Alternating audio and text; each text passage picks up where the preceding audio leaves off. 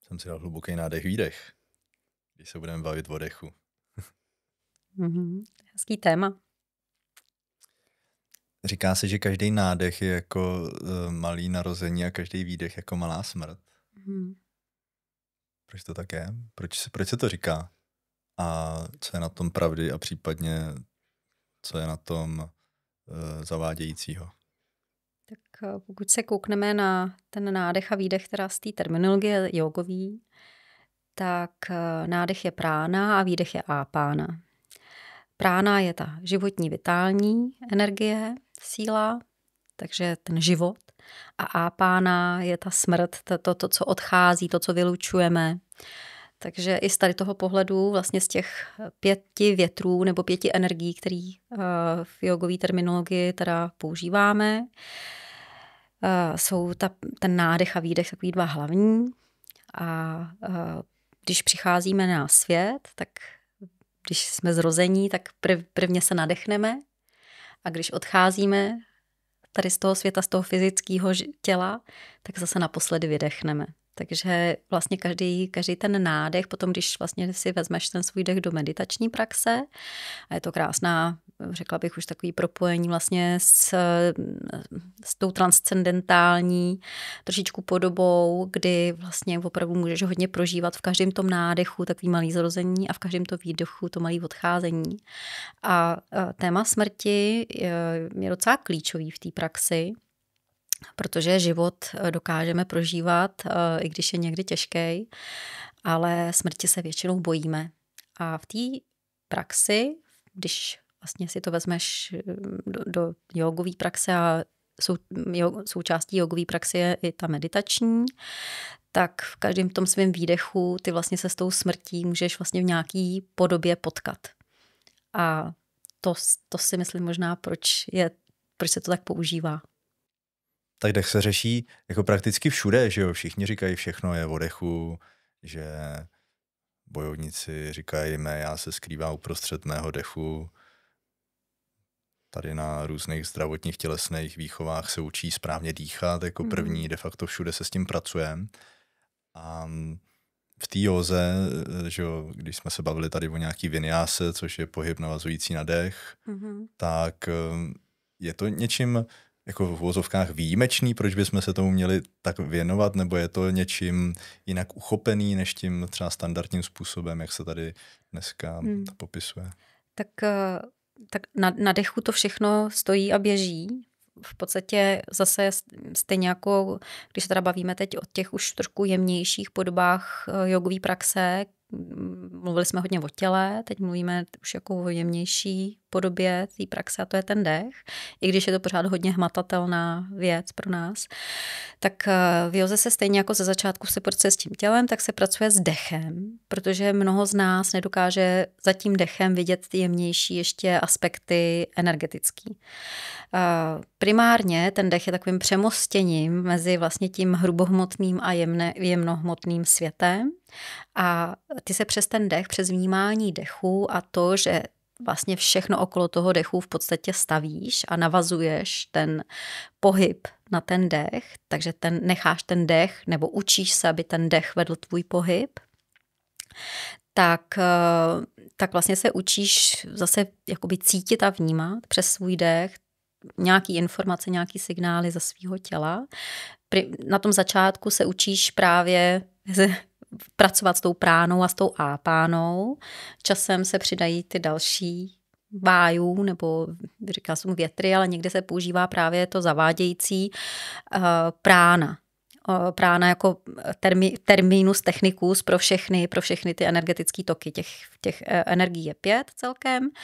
Na tom začátku zase se hodně vystačí s tou pránou a ápánou a potom těch dalších, jako je samána, udána a vyána, tak ty si prostě časem začneš zvědomovat právě přesto, že začneš tu svoji soustředěnost nebo tu svoji koncentraci hodně přes ten dech vlastně trénovat. A trénuješ vlastně to přijímání informací právě přesto, že se pořád soustředím na ten dech a přesto mi přichází vlastně to uvědomění, s jakou energií potom pracuju. Primárně vlastně ty energie takzvaně jsou takové, jaké jsou. mají nějakou esenci, mají nějakou kvalitu. A v józe jeden z těch 8 stupňů je právě pranajáma. A pranajáma znamená ovládání té životní energie. A nebo já bych tam nedávala právě to životní, protože tam není to pranajáma myšleno jako právě jenom ta prána, ten nádech, ale prána jako taková, jako energie, která má potom nějaký podsložky, řekněme, nebo z něčeho se skládá ta naše životní síla. A proto fyzické zrození. Takže ty v podstatě přes ten dech se učíš přes tu hrubohmotnou část pomaličku ovládat tu jemnohmotnou energetickou část. Že vlastně pranajáma znamená ovládání té energie. Učím se ovládat energii. Nejdřív ji ale musím poznat takovou, jaká je. Že poznám, že prána je nádech, řekněme, je to hodně zjednodušen, ápána je výdech, samána je, řekněme, trávicí, nebo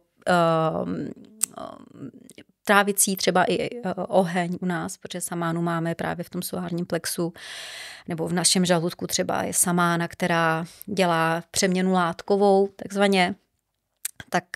Takže tyhle ty energie já se učím jako vůbec poznávat takové, jaké jsou. A protože v józe se učíme tu energii řídit, ovládat. Musím vědět, co s čím můžu jako spojit, jak ten proces vlastně potom práce s tou energií vlastně vypadá. Je to taková potom alchymie. Aby si mohl být alchymistou a pracovat s tou energií řízeně, protože jogín vlastně z toho, co se děje, takzvaně automaticky dělá řízený proces, tak musíš být obrovsky uvědomělý a vědomý si toho, co každý ten aspekt té energie má na starosti, nebo co vlastně dělá. Takže já, když to teď uvedu na příkladu, nebudu se snažit ovládat ten nádech, protože v tom nádechu, když ho znám v těch jeho všech podobách, vlastně všechno je nastavené tak, jak já to potřebuju. Ale v tom, kdyby jsme si to ještě uvedli dál, tak rozvedli trošičku dál, když už zase bych se vrátila k té smrti. Yoga je vlastně cesta k nesmrtelnosti.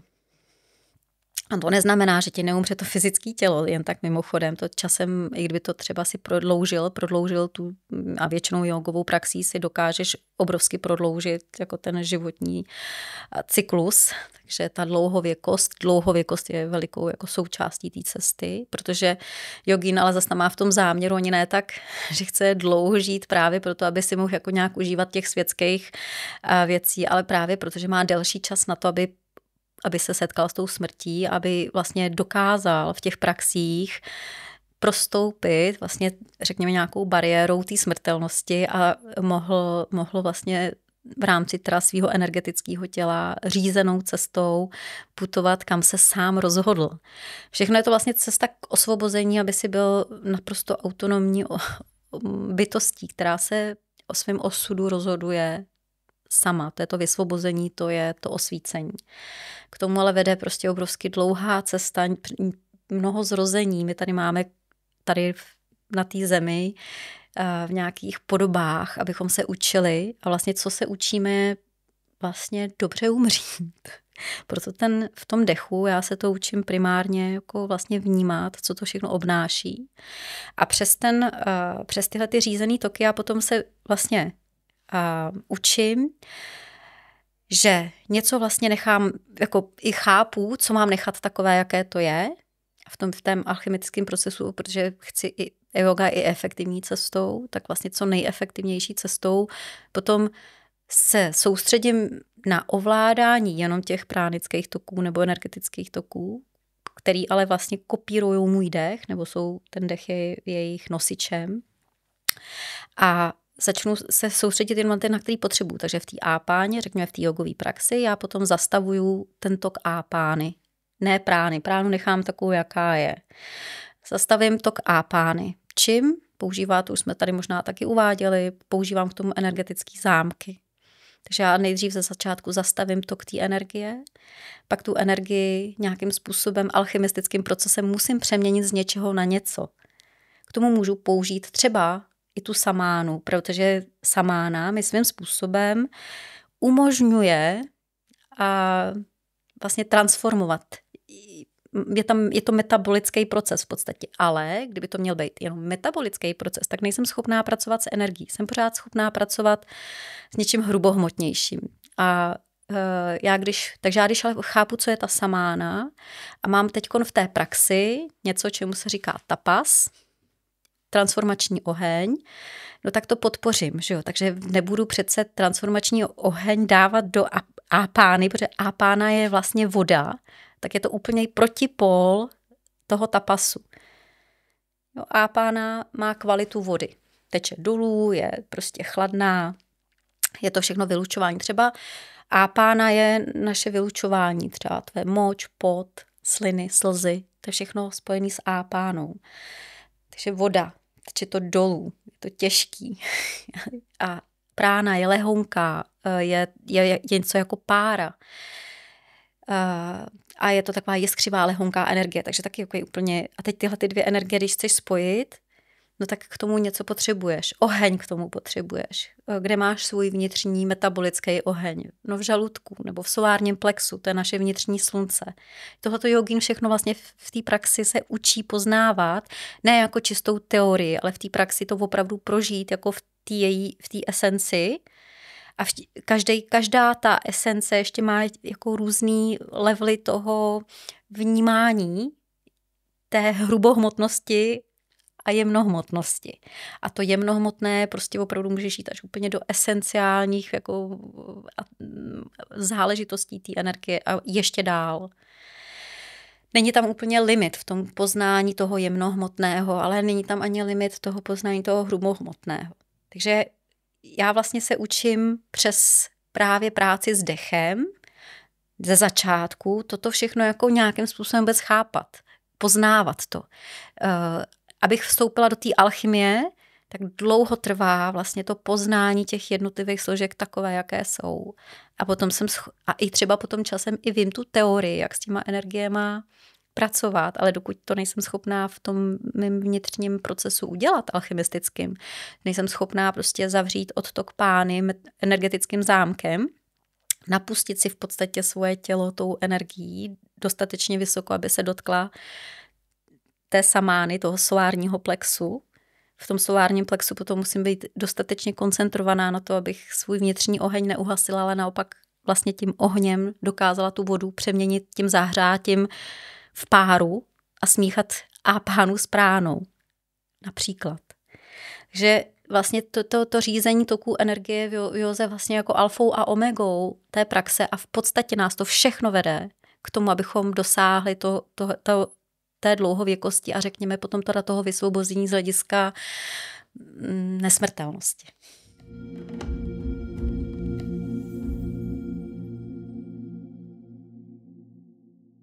No já jsem teď skoro úplně zapomněl dýchat. Takže jenom řeknu, že tohle je Svoboda Talk, podcast nejen o józe. Já jsem František a tady vedle mě sedí Simona. Ahoj, všichni vás tady zdravím, vítám. No a skoro by to vlastně vypadalo, že už jsme si všechno řekli. Ale když si tady tohle takhle popisovala, takový hodně jako vlastně složitý proces zase, který může vypadat, že je ve finále hrozně jednoduchý, že když si k tomu člověk dojde, tak to je věc, která mě vždycky zaujme, že člověk de facto dejchá, že jo, naprosto přirozeně, jo, nemyslí na to, ale při tom dech můžeš ovládat vůlí hodně a pracovat s ním. No ale vždycky, co jsem se setkal, tak v jakýmkoliv systému, tak když najednou člověk se začne soustředit na ten dech, tak najednou má pocit, mně to vůbec nejde, že jo, tady vlastně dělám úplně jednoduché věci a jsem úplně v lese, jo, že úplně jsem ztracený, tak čím to podle tebe je, že de facto, když ten dech opravdu začneme studovat, tak zjistíme, jak jsou v nás určitý limitace, které nám ukazují prostě, co třeba ne, že nefunguje, ale kde jsou nějaký určitý rezervy. Tak jedna klíčová věc ohledně toho dechu pro mě je i ta, že tak, jak ho máme právě k dispozici všichni, tak nějak takzvaně jako zadarmo, tak si málo kdy jsme schopni bez nějaký řízený práce a praxe uvědomit tu hodnotu svýho dechu. Jak moc je pro nás důležitý. To pokud chceme vstoupit do práce s dechem nebo začít dělat něco, čemu se říká pranayama, tak třeba tohle je pro mě ten první krok. K tomu třeba svoje studenty hodně vedu, aby si začali uvědomovat hodnotu svýho dechu. Když se začnou uvědomovat hodnotu svýho dechu, a to se právě může třeba dělat nějaký ty vlastně cvičení, jsou docela na hraně toho, kdy máš pocit, protože se hodně zpomaluje ten dech a ta mysl dostává signál něco jako v podstatě, že seš bez dechu někdy. Někdo si dělají se zádrže dlouhý docela dechu. A vlastně co pro tu mysl to znamená informaci za začátku, pokud není vytrénovaná, že v podstatě umíráš. A spouští ti tam právě obrovský množství, obrovský spektrum těch podprahových jako tvých obranných mechanismů.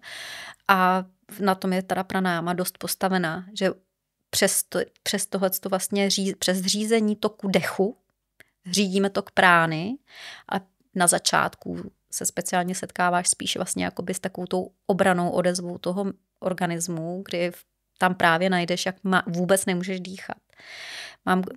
Mám kurz meditace a přišel mezi nás teď úplně nový klient a tam jsem si to, protože už mám studenty, kteří s třeba tou metodou pracují trošičku díl, tyhle ty obranné mechanismy už mají v podstatě přes tu disciplínu a přes to, že opakovaně s tím dechem pracujou, zpracovaný, anebo když se jim to přihodí, tak je dokážou bez paniky pozorovat.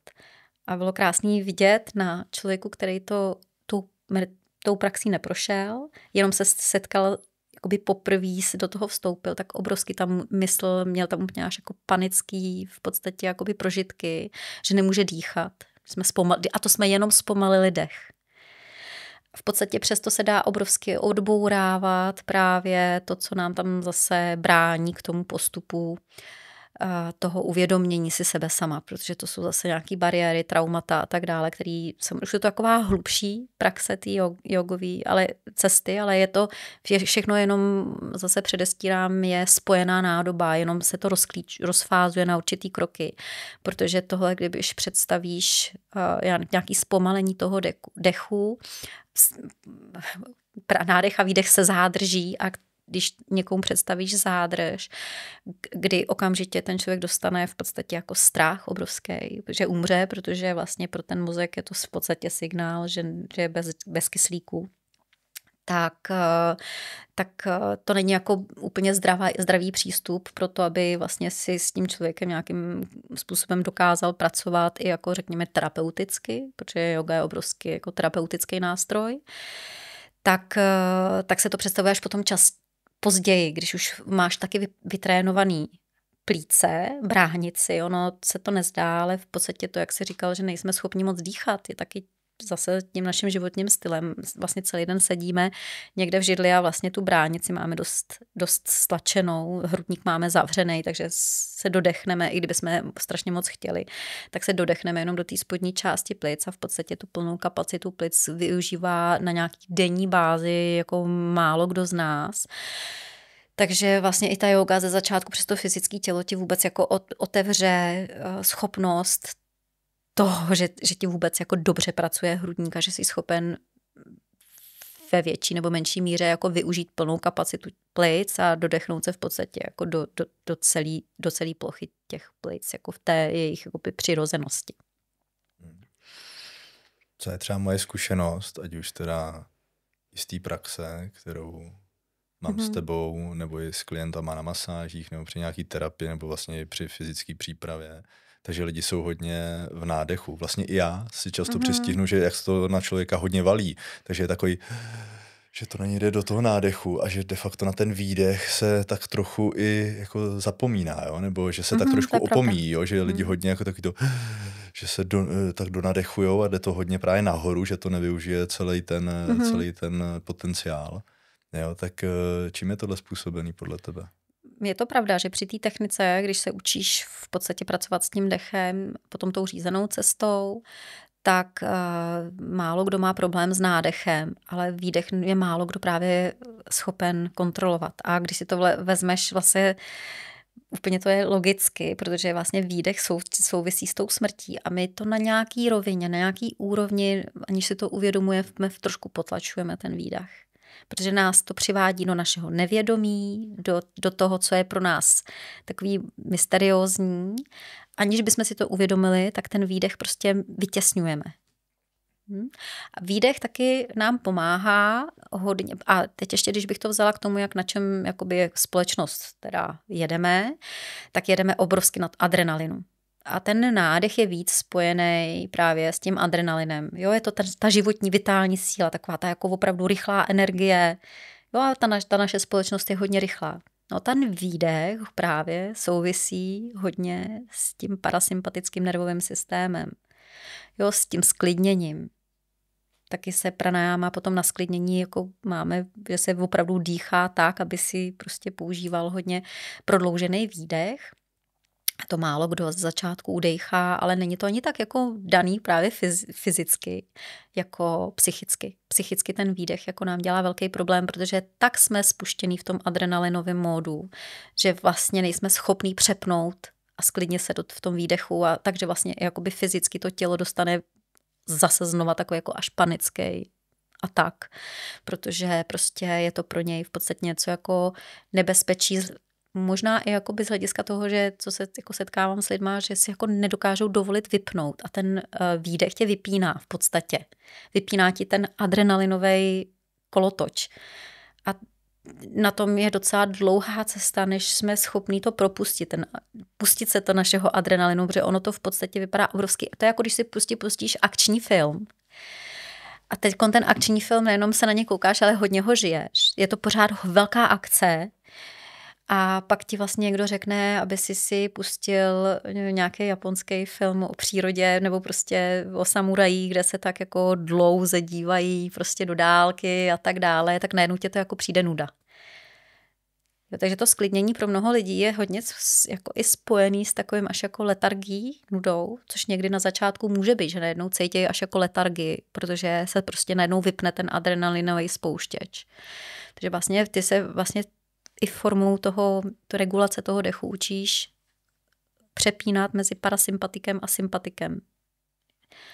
A tím pádem vlastně to sklidnění pro mnoho lidí potom adrenalinovým prostě napumpování v tom těle může být jako někdy jako pocit úplný prázdnoty. A nechceme se toho pustit, protože ale neuvědomujeme si, že běžíme trošičku jako křeček v tom kolečku, pořád rychlejc. Ono se nám jednou to kolečko urve a pak vlastně můžeme nebo nemusíme jako začít hledat teda ty jiné cesty toho, jak s tím pracovat, protože když se naučíme přes ten dech právě sklidnit, tak v tom sklidnění, v té sklidnění mysli a potom vlastně mi tam začnou přicházet ty nový věmy, že ty nový věmy nejsou takhle hlučný, oni jsou dost jemnohmotný, jsou nádherný, ale jako my je nejsme schopní vůbec cítit, proto ze začátku, byť tam jsou, no to neznamená, že když vypneš ten adrenalinovej prostě píst, který ti tam pořád jako pumpuje tady tu energii a víc a víc. A ty vlastně u toho adrenalinu je problém, že ty ho pak potřebuješ, to je opravdu jako návyk. Že potřebuješ vlastně čím dál tím víc, potřebuješ vlastně pumpovat čím dál tím víc toho adrenalinu do toho těla, aby si vůbec něco cítil. Tak potom, když tohleto vypneš, tak můžeš mít opravdu dlouhý takový absťák, bych řekla. Tak to chvilku trvá. Lidi musí být opravdu trpěliví v tomhle fázi. Proto je zase role toho učitele, aby věděl, v jaký fázi se ten člověk nachází, aby ho dokázal navést, aby mu v podstatě někdy i dal tu naději, že tohle je zase jenom jedna z těch fází. V podstatě je to takový abstinenční příznak toho, že jsme vypnuli vlastně ten adrenalin, to neustálý pumpování adrenalinu do toho těla. A postupně se člověk právě učí pracovat s tím výdechem, s tou ápánou a s tím sklidněním, s tím hlubokým vnorem a čím dál tím jemnohmotnější schopností vnímání. No a teďka mi jenom pověz, jaký má význam, že ta pranayama, teda ta práce s tím dechem je v té Patanjaliho stezce 8stupňový jako 4 číslo, i když jsme si říkali, že je to nelineární. Ano. Protože já mám jednu zkušenost, že po jedné jako docela náročné praxi to bylo zakončené právě tou pranajámou, která teda mě hodně překvapila a byl jsem z toho třeba 2 dny docela vyhoukanej. Prostě. A pak ještě to pokračovalo několik týdnů, kdy se člověku děli zajímavé věci, ať už jako ve snech, nebo nechci říkat změnění stavy vědomí, jako když si na něčemu jako ufrčíš, jo, aby si ti to způsobilo ten rauš. A zkrátka, že to bylo jiný, jo, takže de facto, že se může otevřít i něco, ne že nebezpečného, ale neznámého a složitě uchopitelného. Když najednou člověk skočí někam, kde třeba jako ještě ne, že není běžně. Takhle. Ten strach bych tady chtěla pomoct odbourat už tím, že bych chtěla tady znova připomenout nebo prostě vyzdvihnout fakt, že vždycky, ať se dostáváme potom v těch i třeba změněných stavech vědomí kamkoliv, pracujeme jenom sami se sebou. To je klíčový vědět.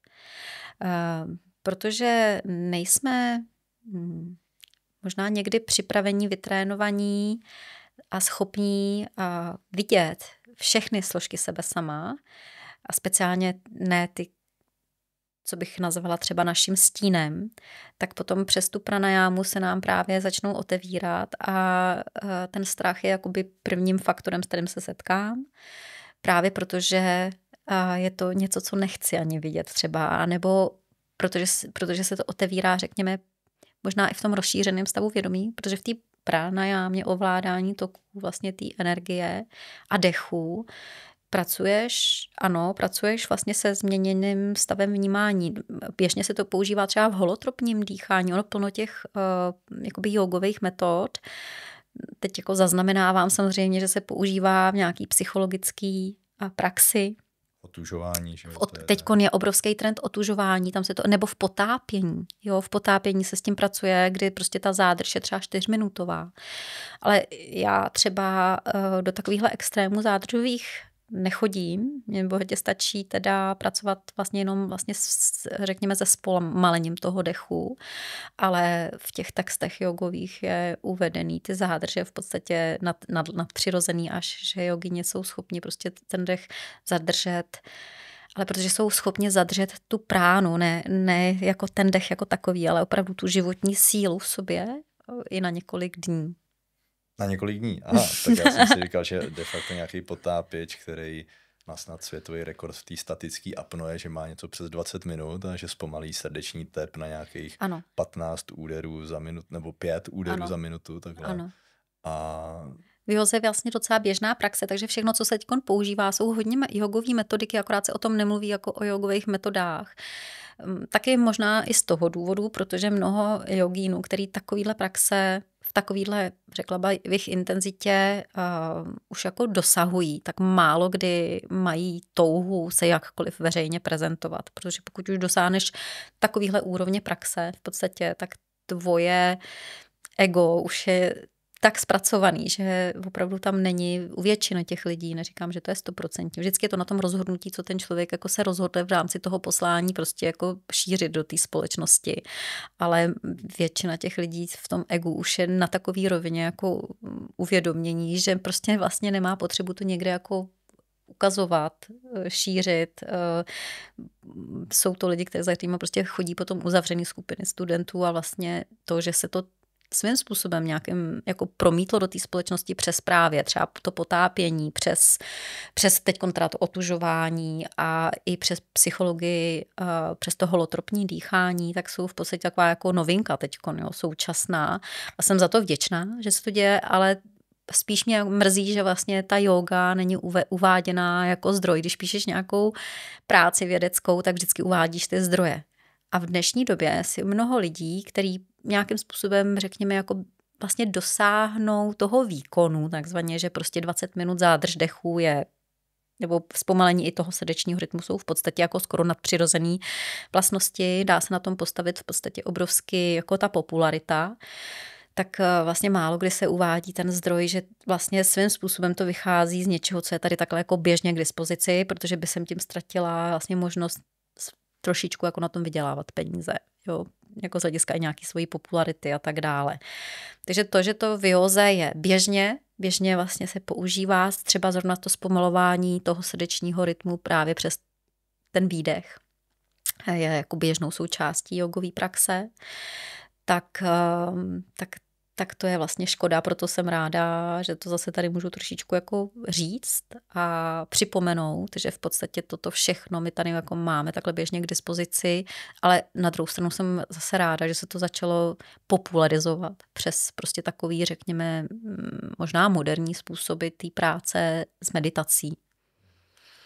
No a to je možná právě to, co si nakousla, klíčový v tom, že přesně ve vrcholovém sportu je strašně diskutovaný téma parametr VO2 max, což je de facto nějaká schopnost využít kyslík na nějaký kilogram hmotnosti.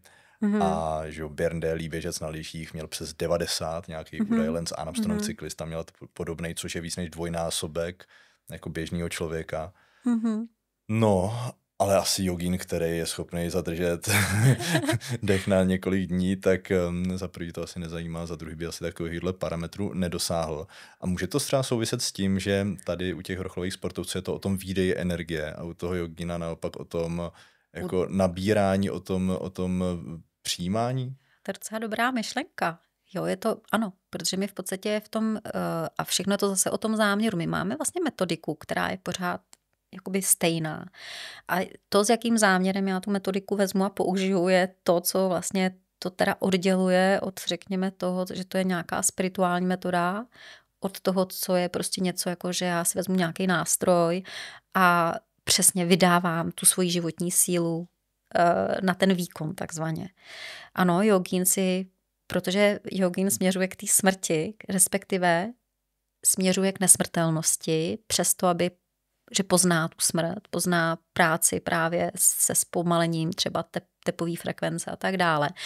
Zastaví to unikání té energie a přestane se jako otevírat výdej té energie někam navenek, jen tak jako takový to show off, jo. Což prostě my hodně jako máme. Jako západní společnost 100%. A nejenom jako západní, prostě současná, moderní společnost tohleto v sobě máme. Jsme hodně rajastický, hodně jako na výkon obrovských potřebujeme právě tyhle ty věmy a ukázat se světu a být viděni. A je to vlastně taková jako validace našeho bytí tady. A jogín tu validaci tak z toho vnějšího světa nepotřebuje. On vlastně směřuje, řekně něco, já bych to teď nechtěla úplně uvádět jako vyšší cíle, ale prostě ano, je to jako něco jako vyšší cíl, je to úplně mimo jako naše světské potřeby. Protože v podstatě, když se podíváš ale třeba na Dalaj Lámu a na to, když mluví o svojí praxi, nebo buddhisti v podstatě všeobecně, vlastně celá ta jejich praxe je příprava na smrt. Máme knihu mrtvých, tam je to krásně popsaný, jak vlastně se připravujou vlastně celý ten náš život. Vlastně příprava na ten, ani ne tak na smrt, jako právě na nesmrtelnost, abychom byli schopni beze strachu. Odbouráváme strach třeba na začátku právě přesto, že vůbec se setkáme s tím, že zadržíme někde dech a zpomalíme ho a začneme pracovat s výdechem, který souvisí teda s tou smrtí takzvaně. Tak tam se s tím setkáme poprvé, ale pak to bude jako doopravdy, když budeme procházet branou smrti v podstatě. No. A na to bychom měli být připravení. A my si jediný, co děláme, že jsme se obrátili takzvaně k té práně, což je teda jako taky fajn. A to vůbec není špatně, že ten život žijeme. To jsou třeba ale jogová a tantrická praxe se, už jsem taky uváděla, jako obrovsky slívají v těch vyšších stupních, speciálně v těch už potom transcendentálních. Tak vlastně ty to žiješ úplně do detailu, ten život, jako ho prožíváš tady a teď, tak to je jako součástí té cesty, ale když se obrátíme jenom, jo, když ty si vlastně vyhodíš z balance právě tím, že se začneš zaobírat jenom jednou složkou té duality. A to je jenom tím životem a začneš dělat. A začneme takzvaně předstírat, že smrt neexistuje a začneme proto dělat úplně všechno, aby jsme jako trošičku odstranili to z našeho vědomí, jo, tu smrt. A přitom vlastně ta praxe je o tom, že vnímáme život a smrt na stejný úrovni.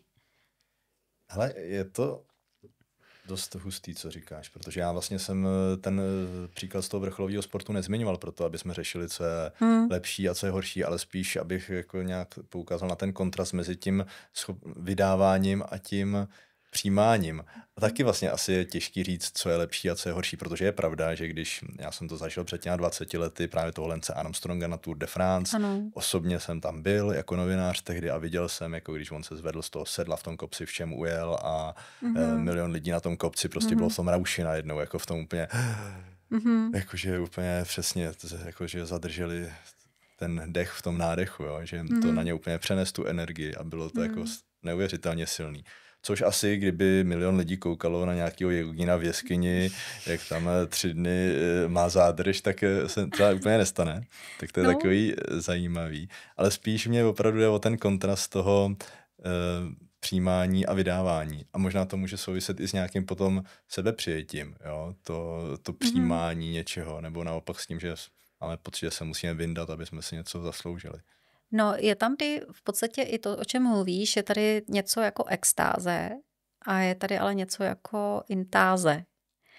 A v té extázi jsme schopní se docela jako realizovat. Je to v tom extatickém projevu toho bytí. No ale právě ta intáze nebo entáze, to je vlastně úplný protipol toho. To je vlastně zase práce s tím výdechem a je to vlastně, já opustím takzvaně všechno to extatický a jdu hluboko vlastně do toho i jako nevědomí, jdu hluboko do něčeho, co je neprobádaný a co je mystický. Ale v podstatě, když si popisoval ten zážitek a s tím, jak vlastně ten nějaký sportovní výkon dokázal v podstatě jako extaticky nabudit vlastně nějakou velkou skupinu lidí. Takhle s tím se v těch praxích taky pracuje. V podstatě dělají se kolektivní meditace.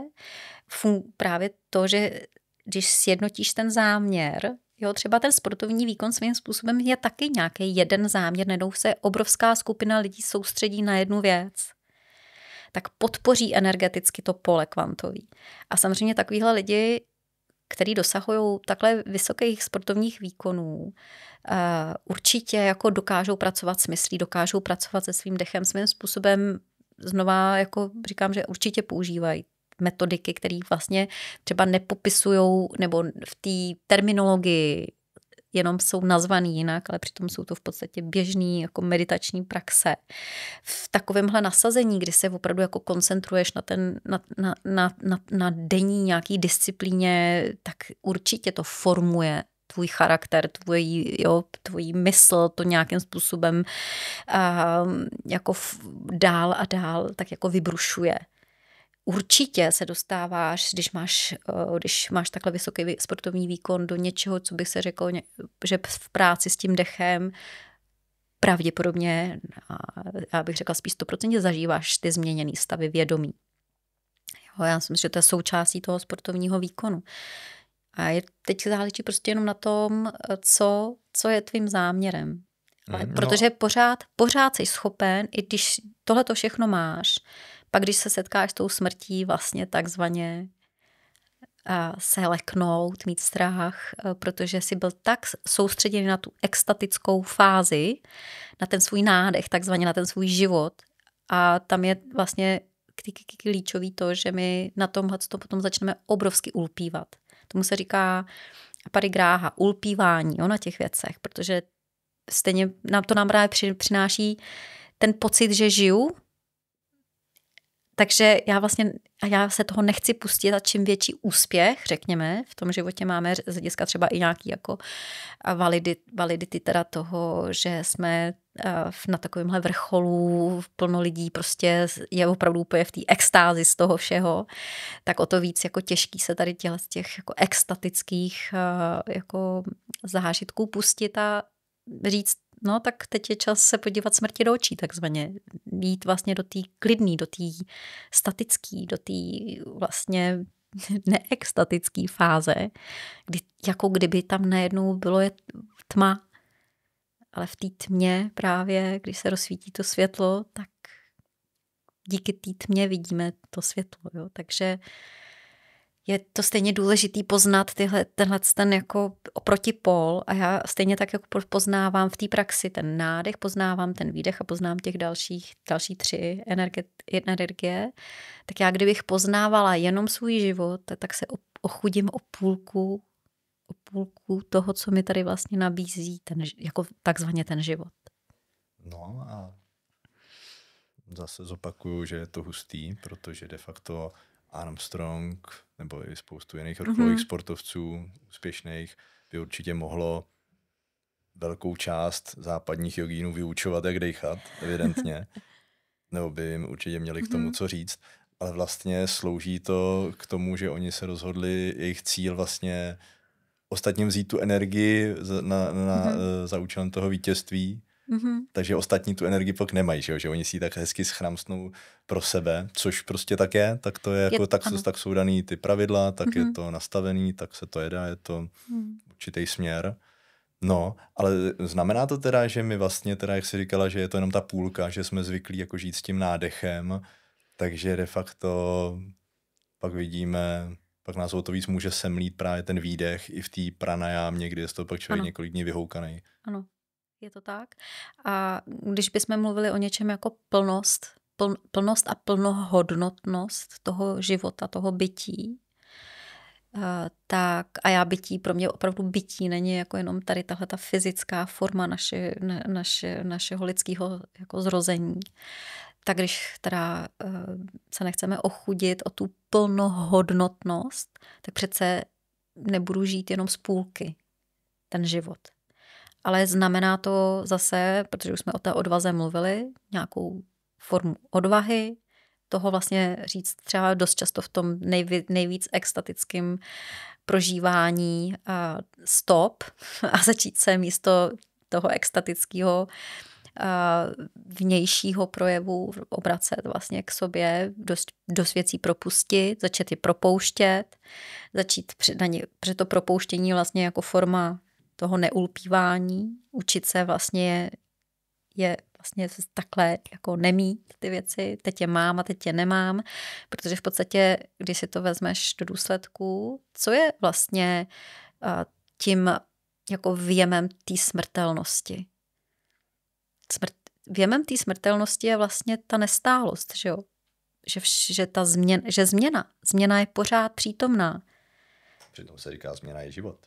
No změna je, no ano, je to pravda. Změna je vlastně ta fyzická manifestace života v té dualitě, jehož součástí je právě nádech a výdech. Proto se tam dělají ty zádrže. Když uděláš zádrž, tak seš mimo nádech a výdech, je to tak? Jo, takže ty hledáš cesty k jednotě. Yoga je sjednocení, jednota. Jogová škola je duální, ale jakoby postavená na duální metodice. Pracuje se právě s tím poznáváním a i využíváním vlastně té duality k tomu, ale abych ve finále našla způsob, jak vstoupit do jednoty. Takže já když mám B.N.S. Iyengar definoval jeden z mých učitelů, který mě právě učil pranajámu. Tak nebo respektive učil. Ono těch učitelů, kteří mě učili pranajámu, bylo víc. Ale u B.N.S. Iyengara se mi podařilo jí přijmout tu metodu od něj. Jo, to, co vlastně jsem říkala, že se učíme ve formě parampáry ve józe, předáváme to učení ve formě esence, tak řekněme, studovala jsem s mnoha učiteli, jeden z mých učitelů třeba byl Vijay Kumar, s kterým, jako bych řekla, mi přišlo obrovský veliký spektrum toho vlastně, co přináší, řekněme, ta fyzická asánová praxe, ale nebyla jsem schopná od něj přijmout v té formě takhle jako té esence toho poznání pranajámu. Nikdy jsem vlastně, když mě s tím provázel, jako kdyby měla zavřený dveře z hlediska toho, jak mi to předával on. A pak jsem se potkala teda s B.N.S. Iyengarem, s kterým jsem zase nestudovala tak dlouho, ale všechnu tu pranajámu, kterou předávám, tak mi předal právě nebo jsem byla schopná přijmout od B.N.S. Iyengara. Takže mě se třeba to, jak učím, byť B.N.S. Iyengar jakoby vychází z jedné školy, jako je právě jak jsem říkala, že co předávám je od šedý, jakby větev od Šedý Krišnamacháry, tak BNS Iyengar je jako jeden z těch učitelů. Takže je to stejná linie učitelů. No, je to pořád stejná linie učitelů. A takže jenom se mi to prostě podařilo tímhletím způsobem vlastně přijmout, jako v podobě té esence toho učení v té parampáře. Takže BNS Iyengar teda to definoval tak, že vlastně pranájame nádech a výdech se zádrží. Takhle jednoduše to definoval. No a to se zádrží, tam vždycky na to vkladl jako veliký důraz. Bylo to vidět, že ten důraz je právě na tu zádrž a to je právě přes tu zádrž a se proto tam v té praxi pranajámový jsou ty zádrže, protože právě ta zádrž je ta cesta k té jednotě. No a vidíš, a dneska se dělá oblíbený, že jo, takový cvičení, který se říká, že navyšuje vědomí, takový ten obdélníkový nebo čtvercový dech, na 4 doby nádech, na 2 doby zádrž, na 4 doby výdech, na 2 doby zádrž a takhle jdeš furt dokola, že jo, aby se jako dostal k sobě. Je to taky furt. Vlastně úplný takový potom. Ale je to forma pranajámy toto. Jo, těch metod je taky pranajámových, tak jak můžeš pracovat s dechem, je opravdu jako velký spektrum.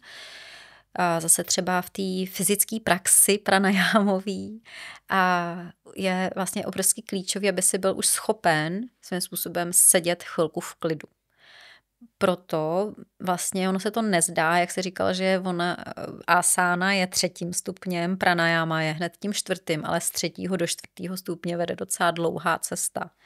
Protože málo kdo je schopen potom pro tu pranajámovou praxi už potom bez nějaký bolesti sedět aspoň 10 minut. 10 minut je takových maximum, ale ty už potřebuješ třeba aspoň půl hodiny, 3/4 hodiny být schopen sedět v klidu, bez hnutí pro pranajámu. A to už prostě vyžaduje nějakou opravdu vitalitu toho organismu, potřebuješ mít pročištění energetický nádí. Když už teda jsme u té práce s energií, tak existuje něco, čemu se říká energetický nádí a v těch nádí energetických je v těle 72 000 a v podstatě kopírují náš nervový systém. V nějaký čínský terminologii možná víc lidí, kteří nás poslouchá, bude víc zžitý s termínem meridiány právě přes čínskou třeba medicínu, tak je to vlastně úplně to samé, jsou to nějaký energetický kanály, kterýma právě teče ta energie a my je nemáme dost často právě průchozí. Ale vlastně to fyzické odráží to energetické. Ale já, pokud bych chtěla to energetické začít jako formovat a měnit s člověkem, který není schopen energii vnímat možná jiným způsobem, než že teď jsem vyčerpaný a teď jsem plný energie. Jo? To mnoho lidí jako je aspoň schopno říct tohleto, že je unavených, anebo že jsou vitální zrovna v tu chvíli. Ale to je takový maximum, co jako je člověk jako schopen jako o energii v podstatě říct. Tak zase se jde prostě přes to fyzické tělo. Přes polohování toho těla se v podstatě znova nahazujou ty průchozí dráhy energetický, protože pak, když pracuješ s pranajámou, potřebuješ být schopen sedět s napřímenou páteří po delší dobu. A my nejsme schopni udržet tu páteř napřímenou opravdu jako díl než těch, jako, když nejsiš vytrénovaný, když prostě i jako třeba můžeš sportovat, ale prostě i tak nejsi schopen sedět prostě v klidu díl jak 15 minut bez toho, aby tě ta bolest v tom těle potom neodváděla tu pozornost, protože když teda zase se vrátím k tomu úplnému fundamentu a k těm základům, tak pro práci s energií vlastně potřebuješ pochopit vlastně jen jedinou věc. Tam potřebuješ mít záměr, ten záměr ti dává ten cíl, tam začneš směřovat svoji pozornost. Za tvojí pozorností jde ta energie a za tím vším jde to všechno materiální, to fyzické. A to vlastně je klíčový pro to pochopení vlastně potom té práce s energií, prácí s dechem. Ze začátku zase všechno se dělá obrovsky fyzicky. Jo, střídáš třeba pravou, levou nosní dírku, ale čím víc seš vytrénovaný v tom, že už jako nepotřebuješ to fyzický k tomu, aby si cítil to energetický, tak už potom, a jak si i sám říkal, my jsme obrovsky schopní, nebo vlastně ta schopnost řídit energii svojí vlastní vůlí. Proto i ty sportovci, když jsou hodně nabuzený i tou energií toho kolektivu, tak jsou vlastně schopní podat ten obrovský výkon, protože v podstatě si tu energii vezmou svým způsobem proto, aby se donabili a jsou taky schopní přes tu koncentraci překlenout i formu tu bolesti, která někdy je pro nás limitující. V podstatě, když jsme vyčerpaní a ten organismus v podstatě vypne, je tam obrovská svalová bolest třeba, tak ten sportovec vlastně přes tu koncentraci tu bolest vlastně překoná a takzvaně na tu energii začne fungovat, vydá ten výkon.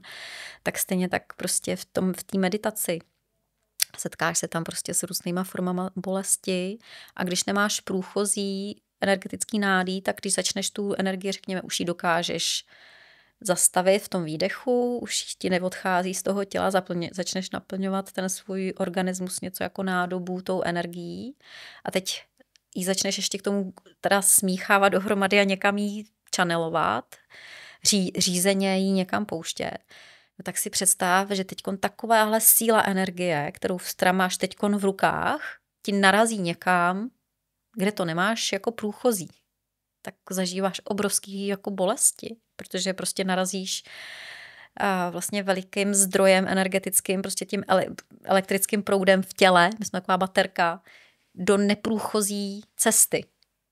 Tak to, proto vlastně se jako pracuji dost mám proto jogovou metodiku obrovsky ráda právě proto, že jde velice ruku v ruce, jako všechno tak jako, že já pochopím třeba a začnu cítit nějak energii dobrý, ale zároveň s tím pročišťuju to fyzické tělo. Přes to fyzické tělo se dostávám do narovnávání, přes ten alignment toho těla se dostáváš do narovnání těch energetických nádí a potom, když potom jako opravdu přijde teda na věc, že řekněme, že už jsme se dostali do nějakého schopnosti vyššího, prostě vyšší práce s tou energií, vyšších stavů meditačních, tak neprožíváš jako opravdu veliký bolesti právě protože už máš pročištěný ty nády a to ti ta yoga jako zprostředkuje oproti třeba jiným metodám.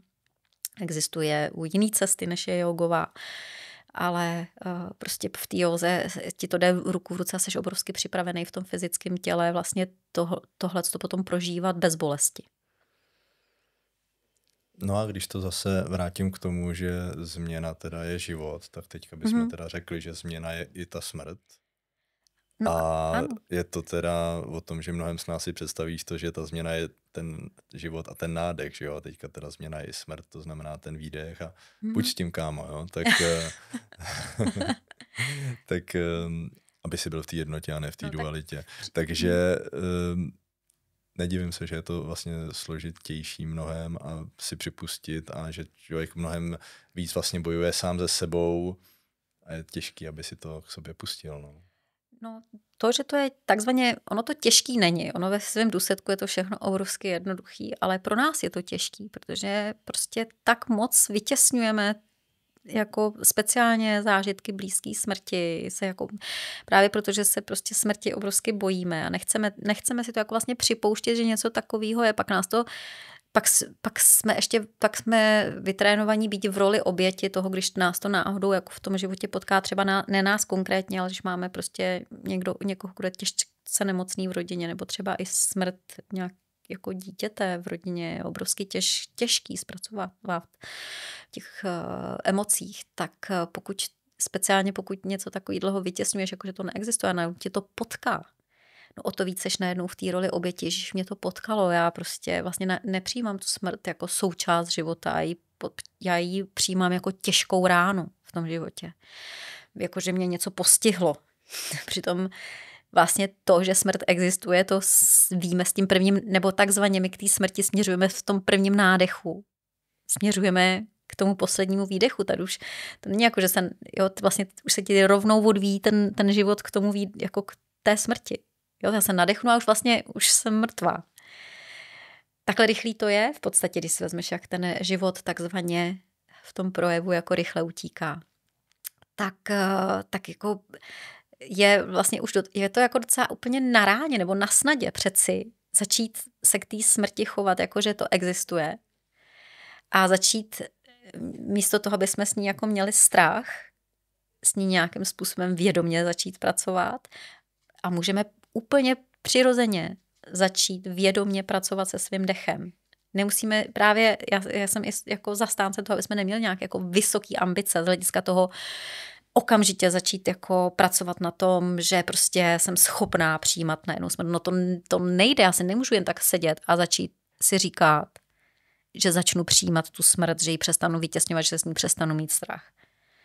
Já musím začít pracovat na nějakých zase myšlenkových svých jako pochodech a využívat v podstatě, protože začnu pracovat s něčím, čemu se jako dalo říct jako podprahový vnímání, protože třeba řekněme i ten výdech hodně souvisí s tím právě podprahovým vnímáním nebo cítěním, tak já vůbec musím začít mít nějaký zážitky a přes ten prožitek se toho přestat bát. Takže pokud dostanu panický atak z toho, že zpomalím svůj výdech, tak si vůbec neumím představit, co lidi prožívají potom, když se opravdu jako v jejich životě objeví fakticky smrt někoho jejich blízkého. A jakým způsobem v podstatě jakoby pracují potom jakoby z hlediska toho svého tady životního jako prožívání. Takže najednou z té extáze je obrovská deprese. Ta změna je okamžitě přítomná vlastně v této formě a my nejsme na to vlastně vůbec připravení, my nejsme odolní. Ta dnešní společnost speciálně teď to vidím hodně na té mladší generaci. My vlastně nejsme vůbec psychicky odolní, protože ještě přes sociální sítě a přes vlastně takový to odtržení se od takový té běžné reality jako fyzický, vlastně, že tam opravdu jako prožíváme ty emoce opravdu, tak všechno je teď ještě hození do virtuální reality a ta psychická odolnost je jako jako až děsivý a vlastně jak jsme strašně slabí teďko. No a souvisí to s tím, že člověk neví, jak vydechnout. Jo? Protože když se něčeho lekneš, tak jako ještě jsem neviděl nikoho, kdo by se lekl a vydechoval u toho. Nadechneš se a zadržíš dech. A někdy vlastně přestaneš dýchat, jako, ale to není taková ta zádrž, o který mluvím. Je to paralýza, ano. My jsme paralizovaní, takže vlastně to zabraňuje tomu, aby jsme žili. Ta paralýza nám zabraňuje k tomu, aby jsme plnohodnotně žili. Když si vezmeš, že proto možná právě se pumpujeme těma adrenalinovými prožitkama, právě protože jsme docela paralizovaní tím strachem ze smrti. Takže já hledám okliky k tomu, abych vlastně to prožívat nemusela, tak já to přebojuju takzvaně něčím jiným. Ale tím právě se odvádím od té plnohodnotnosti a od toho plného prožívání a od té nesmrtelnosti, protože já až když to začnu chápat, přijímat, svým způsobem integrovat do té své životní stezky nebo životní cesty, tak s tím můžu nějakým způsobem jako tváří v tvář a z očí do očí komunikovat. Se smrtí se dá jako komunikovat stejně jako se životem. A vlastně to můžeme už trošku ne, že odlehčit, ale udělat tu smrt vlastně do trošku příjemnějšího tématu právě v té intimitě nebo jako třeba v tantře nebo v sexualitě, že vlastně orgasmu se říká malá smrt, že jo. Jo, v některé francouzsky, že jo, je to petit mort, nebo co, takže taky, když máš orgasmus, tak vydechneš u toho obvykle, že jo, asi taky jsem nezažil nadechovací nějaký takovýhle orgasmus. Nebo třeba jako technika velkého tahu, že jo, když sám se člověk jako udělá nějakou dechovou techniku, nikoho k tomu nepotřebuje a prožije takový stav, že jo, s tím, že to pustí. Tak primárně my jako jsme úplně samostatně fungující taková továrna. Máme v sobě mužský i ženský princip. Pokud dokážeš pracovat řízeně s energií, tak dokážeš v podstatě být i naprosto samostatnou jednotkou z hlediska svý nějaký sexuální i jako soběstačnosti. Dokážeš přes dech a přes zádrž a přes práci s energetickýma zámkama prožívat orgasmus. Ale orgasmus je právě tím začátkem. Ta extáze je začátek té cesty.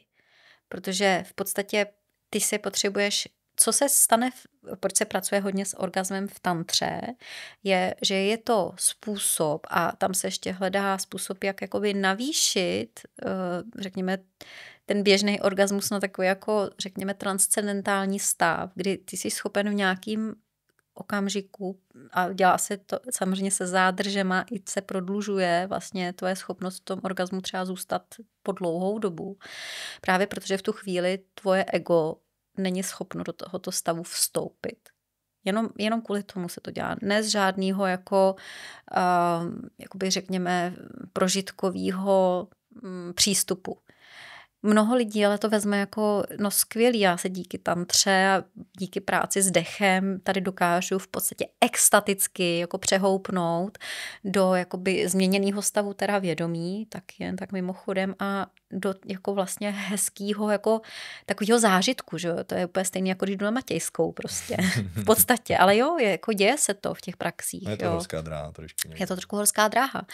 A právě tyhle ty extatické stavy jsou právě ty, které jsou ty nejvíc limitující pro nás, protože na nich to nebezpečí toho, že na nich jako ulpíme, je velikánský. A málo kdo si uvědomuje právě, že přes ten orgasmus já se dostávám do schopnosti jakoby setkat se svým nevědomím, se svým stínem, že taky můžu, a ne většinu, ale prostě 100% prožiju něco jako černá noc duše, že se mi díky prostě těm praxím, speciálně ty tantrický, jsou teda obrovsky jako účinný v tom jako rozložení toho našeho systému egoistického úplně na prvosoučástky, pak se divíme, že prostě najednou se náš život jako rozloží taky jo, na ty prvosoučástky a teď jsme tam v té temnotě, hledíme svému vlastnímu stínu do očí, tak ten vypadá dost děsivě, má mnoho podob, stejně tak jako je naše fantazie bujná, tak naše stíny mají taky různé podoby bujný, tak tam hledíme prostě takzvaně opravdu jako úplně do úplně chřtánu toho pekla a to si ale neuvědomuje. Mnoho lidí jako neuvědomuje, že vlastně skrz tu tantrickou, ale i jakoukoliv duchovní, spirituální cestu jako ho čeká. No ale všechno je na našich rozhodnutích. A pokud se rozhodnu, a to je jedno, jestli praktikuju jogu, tantru nebo všechno dohromady. V podstatě já jsem jeden z těch lidí, který... Nebo jestli prostě jenom dejchám. Nebo prostě jestli nedechám. Ve finále to všechno oddechuje, to všechno náš dech. Tak vlastně je to úplně v pořádku. Nikdo nás nebude takzvaně soudit, že jsme si vybrali zase sice v jiný úrovni už vnímání, ale z té cesty zase jenom to extatický. Že i já tady budu stát před volbou. Pokud chceš v té duchovní praxi, pokud teda vezmeme jogu jako duchovní cestu, tak v té duchovní cestě vždycky budeš postavený před rozhodnutí, zda zůstaneš jenom v té jedné polaritě, nebo vlastně si vstoupíš do obou, protože jenom průchod těma oběma ve finále ti umožní, nebo poznání obou a průchod oběma takzvaně ti umožní vstoupit do jednoty. A když budu jednu pořád jenom vytěsňovat, tak ve finále jako zase jdu jenom zpátky od sebe, nebo řekněme, nemůžu projít tou branou sjednocení, nemůžu projít tou branou nesmrtelnosti takzvaně. Protože průchod oběma směrama, oběma polaritama je tou stezkou nebo tou cestou samou o sobě. S dechem a s energií se dá opravdu tvořit mnohé. Úplně stejně, jako mi třeba teď si popisoval teda to, co se děje v nějakém třeba sportovním výkonu, tak v podstatě v tom duchovním prožívání se může dít vlastně ve finále úplně to samé. Akorát už mám k tomu ještě jako účinnější nástroje, jak si ublížit. Jo, vlastně čím pokročilejší ta praxe je, tím jako nebezpečnější vlastně pro tebe z hlediska toho, kam tě to potom případně vyšle, protože takzvaně před vrcholem je ta největší pád. Takže těsně před tím vrcholem dost často právě díky tomu, že najednou tam nastoupí znova ego, najednou tam zase nastoupí nějaký chtění, ulpívání, tak můžeme zase pěkně poputovat a docela si nabít. Když spadneš jako z toho prvního stupínku, tak si většinou ještě nenabiješ tolik. Nabiješ se, ale ne tolik, dá se z toho dostat. Když spadneš z z nějakých 1000 metrů, tak už si nabiješ docela dost. Jo, to je vlastně ten postup v té praxi, čím výš seš, tím víc prostě pracuješ na těch úplně fundamentálních jako jamách a nijamách, o kterých jsme taky mluvili, těch principech morálních a řekněme hodnotových. A když se jsme u těch hodnot, tak vlastně, když si nedokážu vážit svýho vlastního dechu, tak proč bych se škrábala někam na vrchol? Takže takový horolezectví duchovní. Že jdeš do základního tábora, tam se musíš nějak adaptovat, aby si mohla postoupit do další vejšky. No. A proč se podle tebe vlastně děje, že když je to hodně spojený třeba s těma emocema, jo, což jsem třeba zažil já, že jsem vlastně třeba skončilo v životě něco, třeba nějaký vztah, že člověk se vlastně nemůže donadechnout třeba týdny nebo takhle, že má vlastně ten pocit, že to nedonadechne. Ano. A de facto pak ale ti nezbyde nic jiného, než to prostě rozdejchat, aby si mohl jako pokračovat, že jo, nějak, protože jinak stojíš na místě a jako snažíš se jenom dodechnout. Přesně jako když stoupáš někam, že jo, a jsi zadejchaný, že už jako lapáš po tom dechu. Jo, dobře to jako přirovnáváš hezky i z hlediska nějaký svojí jako vlastní zkušenosti. Je to tak, v podstatě ty se v té úrovni, v který se pohybuješ, vždycky musíš nějak adaptovat. Zvyknout si v podstatě a začít to nějakým způsobem propojovat a integrovat v nějaký rovině teda toho prožívání tam, kde zrovna seš. A tam, kde zrovna seš, je to vždycky jiný. Jako když stoupáš, dost často se právě ta duchovní cesta přirovnává k vystoupání na nějakou horu. A teď toho kyslíku je čím dál tím míň, jídlo, jo, najednou to začne být jako opravdu jako boj o život, protože prostě hůř se dejchá. Teď každý můj krok vedle může mě stát život, protože už je to úzká cesta, teď nevidím mlha všude. A ten level vlastně se jako zintenzivňuje a čím vejš seš, tím hůř dopadnout můžeš. Že tam všechno samozřejmě máš jako opravdu, jako hodně se to přirovnává k tomu výstupu na tu horu a tak to je. A k tomu s těma emocema. My máme 3 těla, máme to fyzický, máme to emoční a potom máme něco, k čemu se říká kauzální, duchovní tělo, naší duši, nebo prostě to, o čem jsem mluvila vlastně, řekněme, to příčinné tělo. To vlastně stojí za tím vším. A my vlastně ani nevíme, co vlastně všechno obnáší naše fyzické tělo, pak samozřejmě jsme aspoň schopní cítit teda to emoční, ty emoce, ale taky ne všichni jsme schopní cítit. Mezi námi mnoho lidí, kterým se říká psychopati. V podstatě ty nejsou schopní ty emoce cítit, ale jsou naučený, jak v té společnosti fungovat, aby jako vypadali, že jsou emočně angažovaný a tak dále, takže to je zase jako kapitola sama o sobě, takže nějaký naše tady bytosti ani ty emoce necítí. Ale když už teda se řekněme tyhle ty psychopaty a narcisty z toho vyčleníme a budeme se bavit teda o takovém jako běžném jako člověku, který prostě je schopen cítit emoce, tak my se s nima obrovsky stotožňujeme s těma emocema, že jo. Jo, já prostě stotožňuji se se svýma myšlenkama, že takže takzvaně, co si myslím, to jsem, jo. Teď ještě se o ten svůj názor dost jako biju a přes ten svůj názor vlastně se hodně definuju svoje postavení jako životní a kde se v té společnosti v podstatě pohybuju. A potom teda přes ty emoce. Mám mě rád, nemám mě rád, opustil mě, neopustila mě, jo, křivda a tak dále, jo, teď zrada. A teď to prožívám všechno v tom emočním poli, prostě teď se to tam... Emoce, jestli to fyzický, to ještě docela pomalá změna, že jo, to jako než se něco v té fyzické podobě změní, třeba než tělo zestárne, řekněme, tak to trvá u někoho, řekněme, nějaký průměr 70 let. V tom emočním pole, když si vezmeš, a ty jsi tak jako řekla bych třeba u mužů, je to ještě třeba ty emoce se nemění tak často jako v tom ženském, v té ženské polaritě. U žen je to jako větší vír. Tak kolikrát za den prožíváš ty emoce, kolikrát se ti změní od naštvanosti po radost, po přijetí, po, já nevím, po smutek, po lásku. To se mění co vteřinu skoro. Co minutu. Jo? Když si to vezmeš, tak máš nějakou emoci, zazvoní ti telefon, zavolá ti někdo, kdo tě zradil. Okamžitě se ti, nebo v tvém pohledu, že tě zradil, v tom tvém vnímání. Okamžitě se ti změní emoční pole. Okamžitě, během chviličky. Teď ještě otázka, co se mění dřív, co vlastně, jestli je dřív reakce té emoce nebo té myšlenky, to je taky dobrý v té meditaci jako začít sledovat, co se tam jako kdy, jak se to jako odehrává. Takže já vlastně se učím poznávat i tady tohleto přes ten dech právě. Právě třeba proto, že mám nějakou metodiku, kterou musím dodržet. A tam ta pranajáma ti primárně začne spouštět, a asi si to i zažil jako nejenom přes pranajámu, ale my v té fyzické praxi moc dobře, už to máš na sobě vyzkoušený právě v té metodice, proto ji ráda používám, tu aštangovou metodiku, je zakomponovaná i ta pranajáma. Ty máš v hodině a půl všechno, ty to nemusíš oddělovat, že teď cvičím asány, teď prostě praktikuju pranajámu a teď praktikuju meditaci.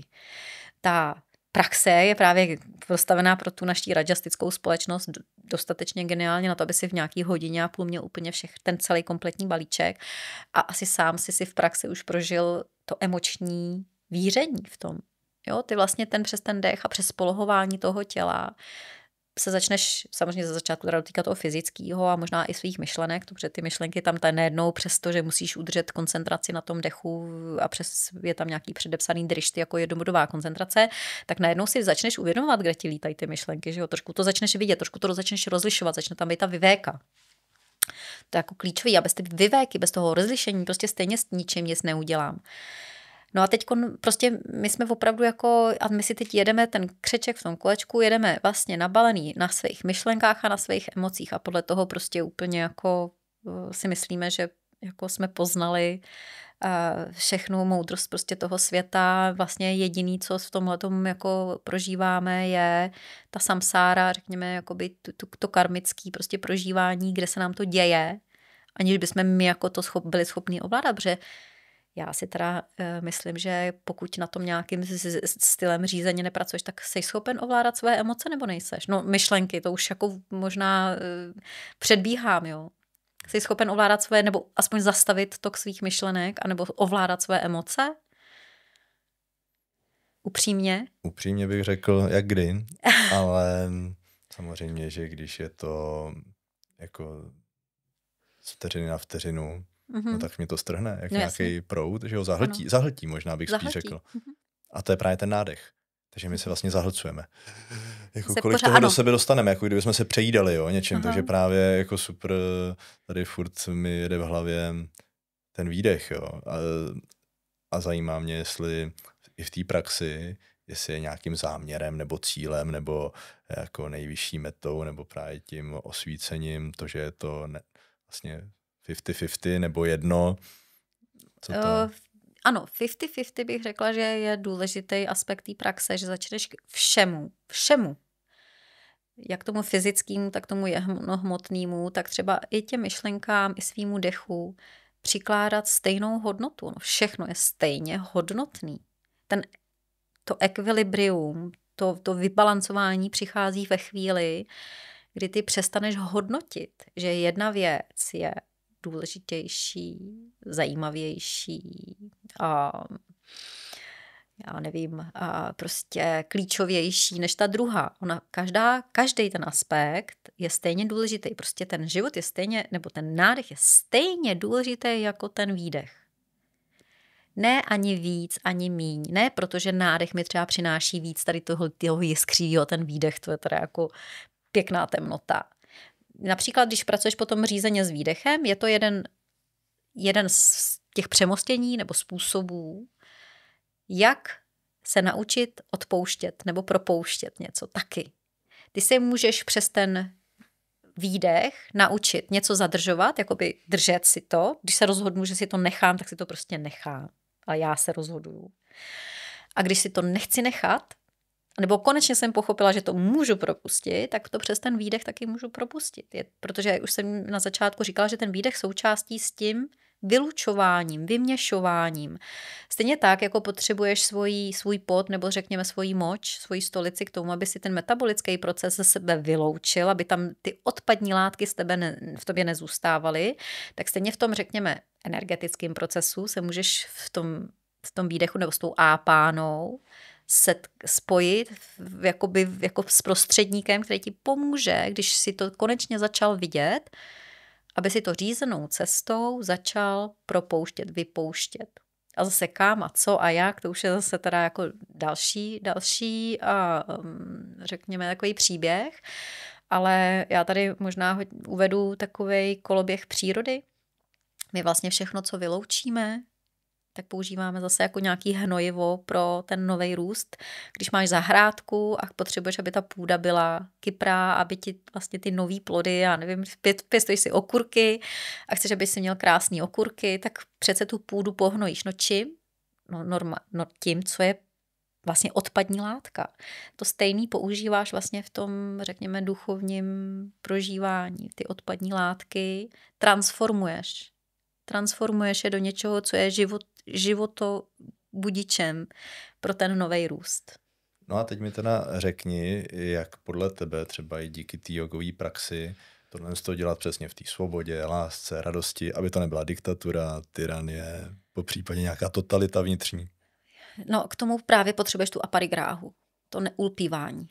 To neulpívání je, řekla bych, klíčovou praxí k tomu, aby to nebyla ta diktatura, aby si najednou nenabil dojmu, že víš něco víc než ty ostatní, aby si zase sám sobě nepřikládal příliš velkou důležitost právě, protože máš třeba nějaké schopnosti, které díky tady téhletý řízený práci prostě získáš úplně stejně, jako když studuješ prostě hodně let na doktora, jsi prostě výborný chirurg, no tak rozhodně máš jako jiný schopnosti než zbytek populace. Jo? Úplně stejně ten jogín takhle dlouhodobě s něčím vlastně setkává, má nějaký dary, který se říká, které jsou i popsaný v těch šastrách, říká se jim siddhi.